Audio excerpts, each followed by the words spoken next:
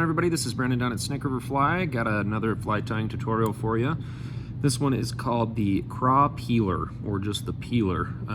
Basically a very small streamer pattern that is going to imitate the peeling stage or the molting stage of crawfish. The snake, the portneuf, and pretty much everything, you know, in southeast Idaho and a lot of that, we have a ton of crawdads, and whether you're a smallmouth, a carp, or a trout, they're always on the menu. But they really like them right when they peel out of their shell. They're nice, soft, squishy, easy to eat little morsels, and packed with protein. So hook I got in the vise is a number 6. This is a Matsu B1. Similar hook models out there, Gamakatsu B10S. More or less just want a straight eye, you know, kind of short shank, wide gap streamer hook. I got a 6/0 hot orange Semperfli wax thread in my bobbin. And first off, we're gonna attach some of these tan painted lead eyes. They don't have to be these exact ones. These ones match up and look pretty cool, but any kind of medium lead eye will work. And so we're gonna set these back, more or less gonna measure it out, maybe 2 to 3 eye widths back from the eye. I'm just gonna come on in, figure 8 these bad boys. In there, a few figure 8s, a couple saddle wraps underneath. Like so. Okay, got those locked in. I'm gonna put a little imaginary super glue on that. We're gonna move on. We're gonna advance our thread all the way to where the bend of the hook is. Basically, when I let this drop, it's gonna be in line with the barb. Okay, and so we're gonna tie in a 2-tone marabou tail. First color of marabou we're gonna do is either a tan or a sand color. This one here is the sand, really light tan in a sense. So we're gonna take that. We're gonna take about 1.5 lengths of our hook shank. We're gonna tie that in. You wanna start with your top color or your darker color first, where this is going to ride hook point up. Okay, we'll come in and trim that out. Wrap that marabou up to behind our eyes to secure that down, just like so. Next color we're gonna use is shell pink. This guy here. We're just gonna match that up best we can. Get that tied so we get a cool 2-tone 50-50 tail. Same step. Trim that out. Advance our thread to behind and just clean that up. Okay, so we got our tail tied in. Gives us that really cool 2-tone look there. And next on the list is our barbed elasticore. This is in the tan color.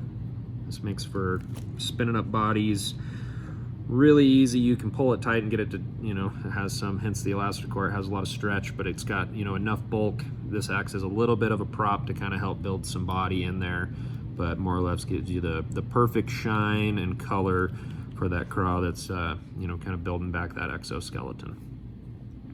So, got that tied in there in the back. Just gonna palmer that up, pulling those fibers back every, you know, just about every time. That way we don't trap a bunch of them down.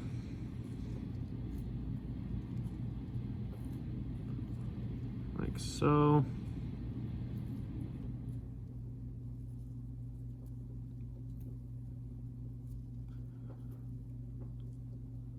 And then end that right there behind our barbells. Gonna tie that off, come in and trim that out. Give it a little bit of cleanup. Okay, now we're gonna add a few rubber legs to this. This is a new leg that we just listed on the site. It's called, it's in our laser legs. Here, I guess I'll just show you this way. It's called Sculpin. Gives you a really cool light mottled color with the speckles there. And so I'm just gonna take 2 sets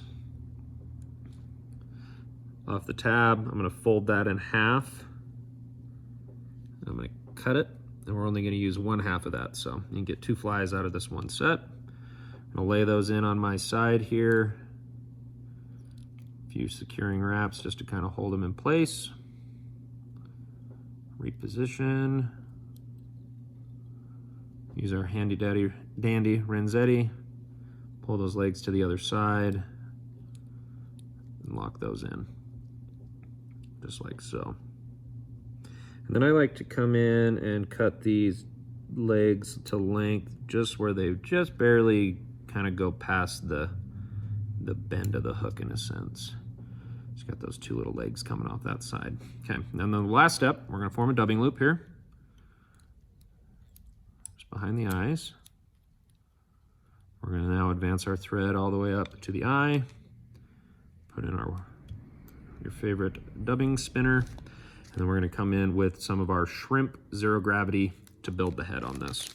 One trick that you can do with the 0G, just I'm sure you guys have seen this a million times, but cut one of the corners out because this stuff is really messy. But this allows you to pull, you know, just what you need without having to open this thing up and, you know, pissing off your wife or roommates or whoever it may be, because this stuff gets everywhere. But fish dig it. So we're gonna take a pretty generous clump of that. It's already kind of pre-stacked when you pull it out that way. We're gonna open up our dubbing loop. You're gonna stack that in there. We're gonna add a little bit more.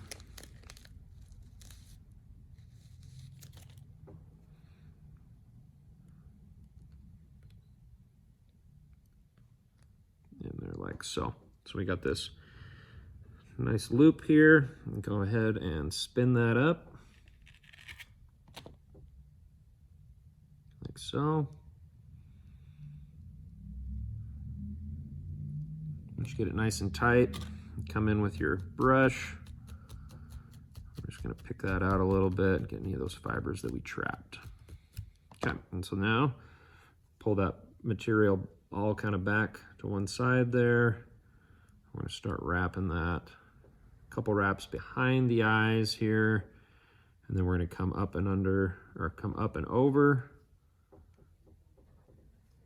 come behind, and forward, and then fill in the rest of our gap up here.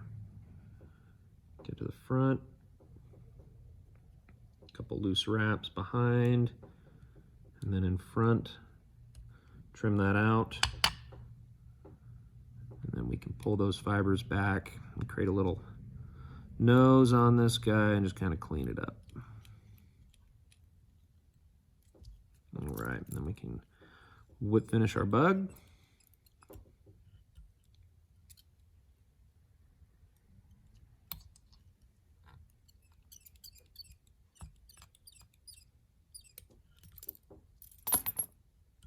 Trim that. We can come in with our pick. Pick out that 0G head. You can see this works similar to a pattern that my buddy Jonah did for us years ago with the head style called the gravy boat. Really awesome streamer, but makes some really cool looking heads, really soft all around. That's kind of what we want to imitate, right? Is that crawdad that just,